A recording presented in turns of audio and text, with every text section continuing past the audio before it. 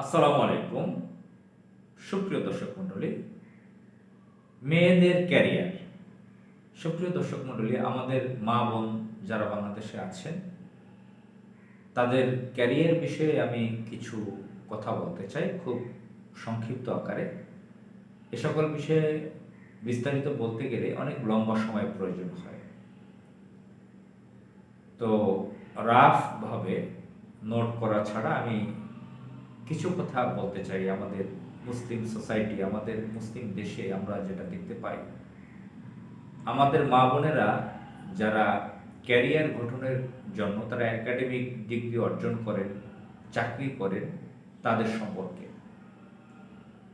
সম্প্রতি একজন ব্যাংক কর্মকর্তা, মহিলা একজন ব্যাংক অফিসার, ব্র্যাক ব্যাংকের, বেসরকারি ব্যাংক ব্র্যাক ব্যাংকের একজন অফিসার, তিনি মারা গেছেন।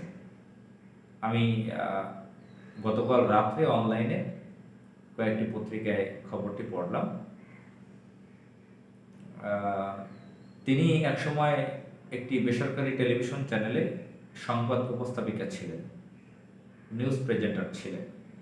এরপরে সেই মিডিয়ার চাকরি বাদ দিয়ে তিনি বেসরকারি ব্যাংক ব্র্যাক ব্যাংকে যুক্ত হন, চাকরিতে জয়েন করেন। তো তিনি মারা গেছেন, তার সম্পর্কে পত্রিকায় লেখা হয়েছে তিনি নিয়মিত অ্যালকোহল পান করতেন, অর্থাৎ মদ পান করতেন। তিনি মারা গেছেন। যুবতী নারী, সুন্দরী নারী, তিনি মারা গেছেন। আর এই ঘটনা আমরা শুধু একবার না, আমরা কিছুদিন পর পর দেখি অমুক মডেল, অমুক নাট্যশিল্পী, অমুক নায়িকা, অমুক মিডিয়া কর্মী মারা গেছেন।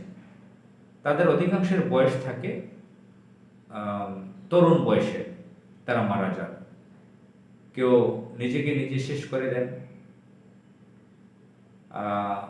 সুইসাইড যেটাকে বলে, আবার অতিরিক্ত অ্যালকোহল পান, অথবা শত্রুরা বিভিন্নভাবে তাদেরকে মেরে ফেলে। আমরা কিছুদিন পর পর এই নিউজগুলো দেখি।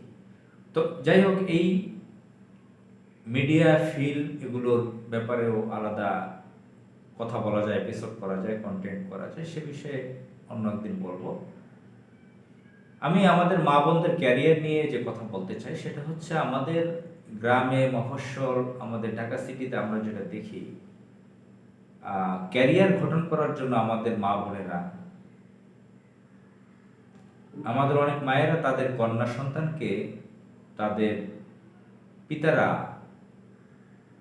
যেভাবে তাদেরকে গড়ে তোলেন, তাদের অনেক কষ্টের টাকা বা অনেকের অবৈধ টাকা, যে কোনো অর্থ দিয়ে তাদেরকে স্কুল, কলেজ, ইউনিভার্সিটিতে অনেক টাকা খরচ করে লেখাপড়া করেন। আবার আমরা গ্রামে দেখি যে অনেক কষ্ট করে দরিদ্র পরিবারের মেয়েরা, কৃষকের মেয়েরা, শ্রমিকের মেয়েরা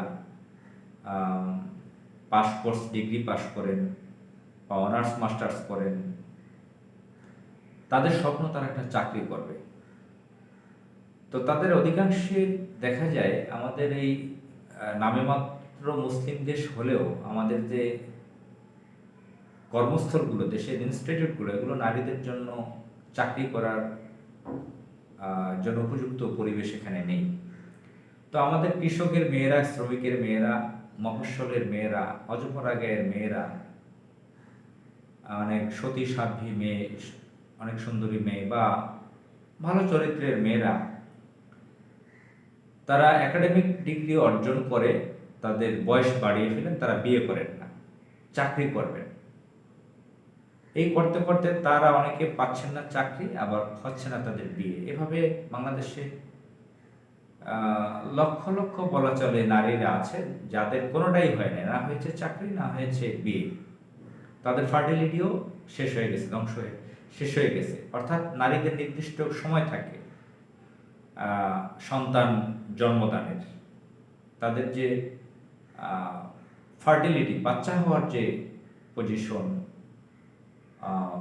যে স্বাস্থ্য, যে বয়স থাকার কথা, সেটা তারা শেষ করে দিয়েছেন, ধ্বংস করে দিয়েছে। আবার অনেকের এই চাকরি নিয়েছে, তারা পর পুরুষের আন্ডারে থেকে তারা নিজেদের চরিত্রকে ঠিক রাখতে পারছেন না। তারা অনেকের ভোগের সামগ্রী হয়ে যাচ্ছেন। তারা সামান্য কিছু টাকার জন্য বিবাহিত জীবনে তারা এই সামান্য কিছু টাকা না হলেও কোনো সমস্যা নেই, স্বামীর একজনের ইনকাম দিয়েও আল্লাহ বরকত দিতে পারে, কিন্তু তারা বেশি উপার্জন করে, যেটা সংসারে যে অবস্থা তৈরি করেন, তারা নিজেদের সন্তানকে সময় দেন না, স্বামীকেও সময় দিতে পারেন না, সংসারে অশান্তি তৈরি হয়, সন্তানের সাথে স্বামীর সাথে দূরত্ব সৃষ্টি হয়, অনেকে পরকীয়ায় লিপ্ত হন, শয়তানের ওয়াসওয়াসায় পড়ে, অনেকে ভোগের সামগ্রী হন, প্রমোশন পাওয়ার জন্য, চাকরি ঠিক রাখার জন্য তাদেরকে এই আমাদের শয়তানি সমাজ ব্যবস্থায় তাদেরকে অনেক সমস্যা পড়তে হয়। আবার অনেক নারীরা তারা নিজেরাই খারাপ চরিত্রের আছে, যারা অল্পতেই নিজেদের বেতন বেশি করার জন্য, চাকরিতে প্রমোশনের জন্য খারাপ দিকে বিপদগামী হয়ে যায়। তো আমরা ঢাকা শহরে আমরা দেখি যে অনেক কর্পোরেট অফিসগুলোতে নারীরা চাকরি করেন, সরকারি অফিসে চাকরি করেন, কি বলে স্বায়ত্তশাসিত প্রতিষ্ঠানগুলোতে চাকরি করেন। আমরা দেখি এই চাকরিজীবী নারীদের পরিবারগুলো যদি দেখি, তাদের অধিকাংশের পরিবারে নেই শান্তি এবং ডিভোর্সি অনেকে। বিভিন্ন কর্পোরেট অফিসে ডজন ডজন নারীরা আছে, তাদের জন্য নারীদের আলাদা উইং করা নেই, তারা পুরুষের সাথে মিলেমিশে চাকরি করেন। এগুলো করতে গিয়ে তারা অনেকেই ভোগের সামগ্রী হন তারা, এবং নিজেরাই অনেকে বিলিয়ে দেন পরপুরুষের কাছে।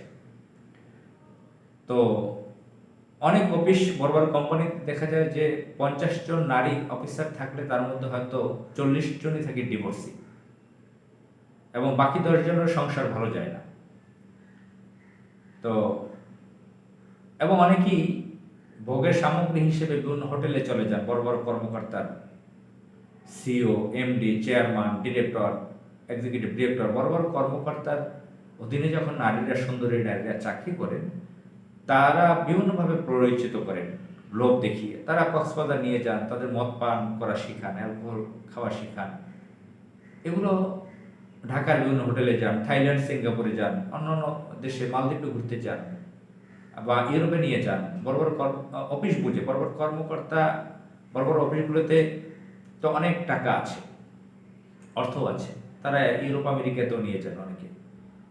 তো তারা তাদের কোম্পানির এমডি, সিও বা উচ্চপদস্থ কর্মকর্তা তাদেরকে ঠিক রাখার জন্য এবং নিজেরা বাড়তি টাকা ইনকামের জন্য তাদের জীবনকে ধ্বংস করে দেন, তাদের চরিত্র ধ্বংস করে দেন। এবং আমরা যদি সার্ভে করে দেখি, জরিপ করে দেখি, সারা বাংলাদেশে টেকনাফ থেকে তুলি আমাদের যে নারীরা, আমাদের মা বোনেরা যারা চাকরি করেন, এনজিওর চাকরি বলেন, এমনকি স্কুল, কলেজ, ইউনিভার্সিটিতে যারা চাকরি করেন আমাদের মা বোনেরা, শিক্ষক, তারা তো শিক্ষকতা, নারীদের তো শিক্ষক হতেই হয়, টিচার, শিক্ষিকা তাদের হওয়া প্রয়োজন আছে না। দেশের জনসংখ্যার বড় একটা অংশ হচ্ছে নারী, পুরুষের থেকেও নারীর সংখ্যা বেশি, তাদের দরকার। কিন্তু তারাও পুরুষের সাথে একসাথে বসে, একসাথে চলাফেরা করে তাদের চরিত্র শেষ করে দিচ্ছে। তারা নিজেদেরকে সাজগোজ করে উপস্থাপন করে শিক্ষার্থীদের সামনে, এমনকি তাদের শিক্ষার্থীরাও তাদের প্রতি লোলুপ দৃষ্টিতে পড়ে। তো আমরা অনেক ঘটনাগুলো পত্রপত্রিকায়, মিডিয়াতে দেখি, ঢাকা ইউনিভার্সিটিতে দেখি যে শিক্ষক শিক্ষিকা তারা ব্যভিচারে লিপ্ত হয়, বিভিন্ন জায়গায় আমরা দেখি এগুলো। তো আসলে আমাদের এই জন্য আমাদের রাষ্ট্রকে দরকার ইসলামী স্ট্রাকচারে গঠন করা, তা না হলে আমাদের মা বোনরা কখনো বিভিন্ন কোম্পানিতে, বিভিন্ন ইনস্টিটিউটে, সরকারি, বেসরকারি, স্বায়ত্তশাসিত এনজিও বলেন, কোনো জায়গায় তারা কাজ করে, তাদের জন্য তাদের নারীদের কাজের দরকার আছে। দেশে যেহেতু পুরুষের থেকে নারীর সংখ্যা বেশি, যদি বেশি সংখ্যা নাও ধরি, অর্ধেক তো আছেই, তো নারীদের বিভিন্ন কর্মক্ষেত্রে যাওয়ারও প্রয়োজন রয়েছে। যদিও নারীদের জন্য তাদের গৃহে থাকা, স্বামী সংসার নিয়ে থাকাটাই বেটার। আবার ক্ষেত্র বিশেষে নারীদের বিভিন্ন জায়গায় প্রতিষ্ঠানে কর্মরত থাকারও দরকার আছে, কিন্তু আমাদের যে পরিবেশ নারীদের জন্য সহায়ক নয়। আর আমরা এজন্য সহায়ক নয় দেখে এবং শয়তানি স্ট্রাকচারের মতো থাকার কারণে আমাদের নারীদের বিভিন্ন ঘটনা আমরা দেখি, পরকীয়া এবং স্বামীকে মেরে ফেলা, পরকীয়া প্রেমিককে নিয়ে সন্তানকে মেরে ফেলা, সন্তান থেকে দূরে থাকা, একটা খুব আবর্জনাময় জীবনযাপন তাদের, আমাদের সমাজকে তারা কলুষিত করতেছে। তো তো আমাদের প্রচলিত শিক্ষা ব্যবস্থা মানুষকে নীতি নৈতিকতা শিখায় না, পরকালীন ভয় নেই, শিখায় না, ভালো চরিত্রবান হওয়ার জন্য সহায়ক নয় এই শিক্ষা ব্যবস্থা। এজন্য আমাদের রাষ্ট্রীয় কাঠামো ইসলামী স্ট্রাকচারে গঠন করা দরকার। ইসলামী স্ট্রাকচার, ইসলামী কাঠামোতে রাষ্ট্র গঠন করা দরকার। তাহলে আমাদের শিক্ষা ব্যবস্থা ইসলামী হবে, আমাদের মা বোনেরাও কর্মক্ষেত্রে গেলে তাদের চরিত্র ঠিক রাখতে পারবেন, তারা শারীরিকভাবে কাজ করতে পারবেন, এবং তাদের সন্তানরা, স্বামীরাও তাদের প্রতি ইতিবাচক থাকবেন। আমরা আশা করি এমন একটি